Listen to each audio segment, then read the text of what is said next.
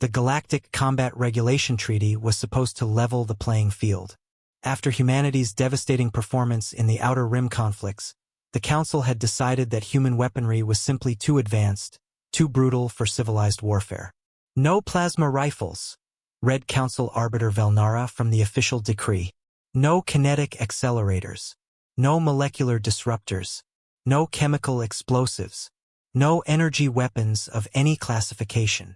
Captain Jake Morrison sat quietly in the defendant's chair, his hands folded in his lap.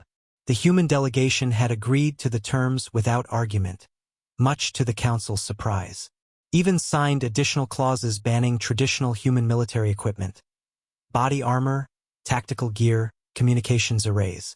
Furthermore, Velnara continued, her crystalline voice ringing through the chamber, human combatants will be restricted to organic equipment only during the upcoming tribunal wars. Understood, Morrison replied simply. The various alien representatives shifted in their seats, suspicious of humanity's compliance. The Kethran warlord Gaxtor leaned forward, his 6 eyes narrowing. You accept these terms? No weapons? No technology? Morrison nodded. We'll make do. 3 weeks later, the tribunal wars began.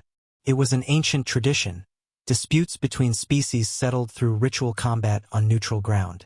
Each faction would send their finest warriors to compete in structured battles until one emerged victorious. The humans arrived at the combat arena looking almost primitive compared to their opponents. The Kethran warriors wore powered exoskeletons bristling with approved melee weapons. The crystalline Veltari had grown specialized combat appendages. The gaseous Zorvith had condensed themselves into armored forms with integrated tools. The humans wore simple cloth uniforms and carried nothing. Where are your weapons?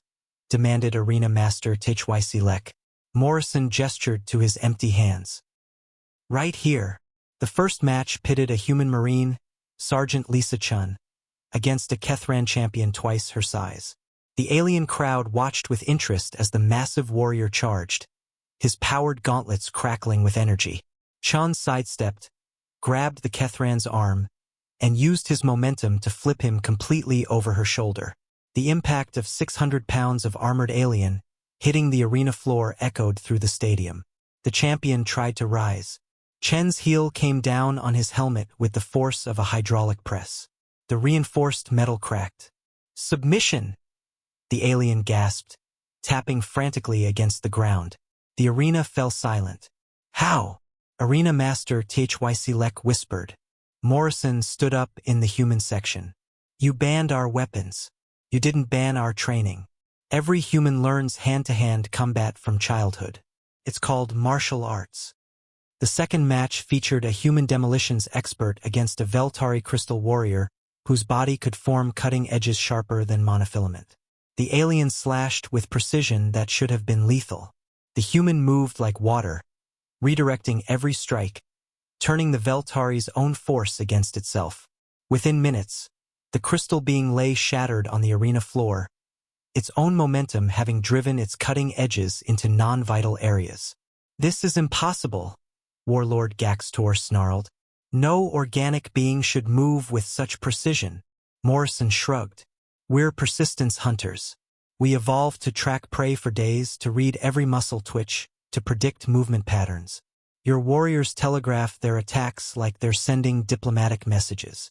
Match after match, the pattern repeated. Aliens with superior strength, advanced weaponry, and technological augmentation fell to humans who fought with nothing but trained bodies and tactical thinking. A Zorvith warrior who could alter his density found himself repeatedly outmaneuvered by a human who had studied wrestling.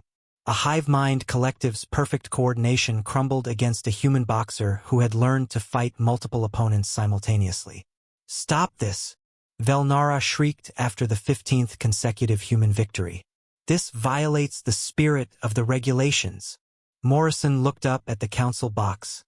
His knuckles bloodied, but his expression calm. We followed your rules exactly. No weapons. No technology.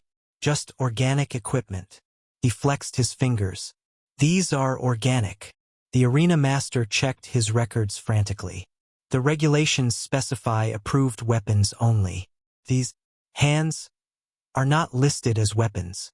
Because they're not weapons, Morrison replied. They're tools. The same tools we use to build starships, perform surgery, and write poetry. The fact that we can also use them to fight is just versatility. Warlord Gaxtor stood, his voice booming across the arena. You mock us. No species fights with bare appendages. Morrison's expression hardened. No other species comes from a death world where everything tries to kill you from birth. We learn to fight with our hands because sometimes that's all we had. He gestured to his fellow humans, all standing ready for the next round. You wanted to see what humans could do without our technology? Congratulations. You're about to find out what 10,000 years of unarmed combat evolution looks like. The council chamber erupted in panic chittering and crystalline chiming as the alien representatives realized their mistake. They had removed humanity's weapons, thinking it would weaken them. Instead, they had unleashed something far more terrifying. Humans who had nothing left to lose but their bare hands. And as every species in the galaxy was about to learn, human hands were more than enough.